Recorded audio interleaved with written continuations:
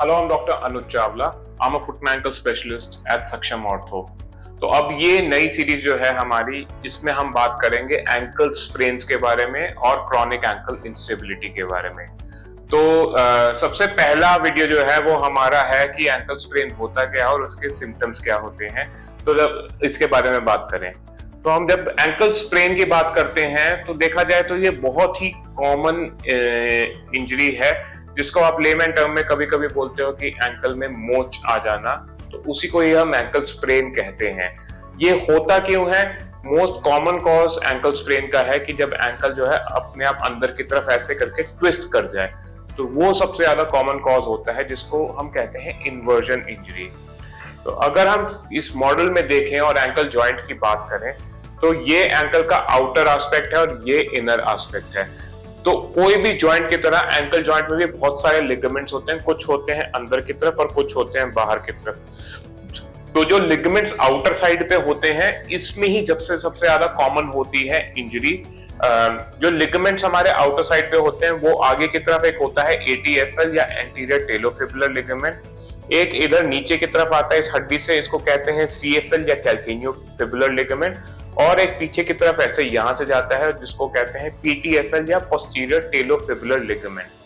तो जो लिगामेंट सबसे ज्यादा इंजर होता है, सबसे ज्यादा कॉमनली इंजर होता है, वो होता है ATFL, जो कि यहां पर होता है, and second most commonly injured ligament होता है यहाँ का CFL।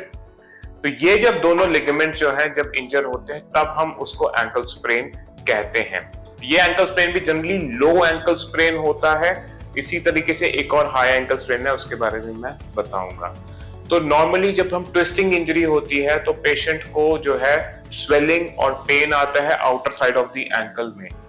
Most of the times patient जो है वो खड़े होके चल भी पाता है, लेकिन कई बार जब सिवियर इंजरी होती है, सिवियर स्पेन होता है या सिवियर स्प्रेन होता है, तो फिर उसमें पेशेंट चल नहीं पाता और उसको चलने में भी दिक्कत होती है।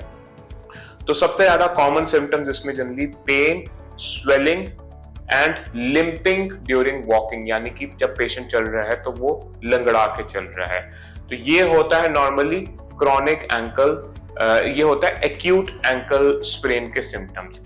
लेकिन कई बार क्या होता है कि ये एक बार ठीक हो भी जाता है तो उसके बाद एक क्रॉनिक इंस्टेबिलिटी बनने लग जाती है, जिसमें पेशेंट को ऐसा लगेगा कि उसका पैर जो है वो बार बार ट्विस्ट कर रहा है, रिकरेंट स्प्रेन हो रहा है। तो वो जो है उसके बारे में हम एक और वीडियो में बात करेंगे, ठीक है। तो ये हो गए इनके सिम्टम्स जो कि पेन और स्वेलिंग होती है। तो जब हम बात करेंगे कि एंकल स्प्रेन जो है ये हमने बताया ये लो एंकल स्प्रेन है, उसी तरीके से एक और स्प्रेन होता है जो होता है हाई एंकल स्प्रेन, जो कि हमारे एंकल के ऊपर के लिगामेंट्स में होता है। तो ये जो लिगामेंट्स है ये दो हड्डियां जो है टिबिया और फिबुला, इनको बांधते हैं और इनको कहते हैं सिंडेस्मोसिस लिगामेंट। तो सिंडेस्मोसिस लिगामेंट में जब भी इंजरी होगी तो उसको हम हाई एंकल स्प्रेन कहेंगे।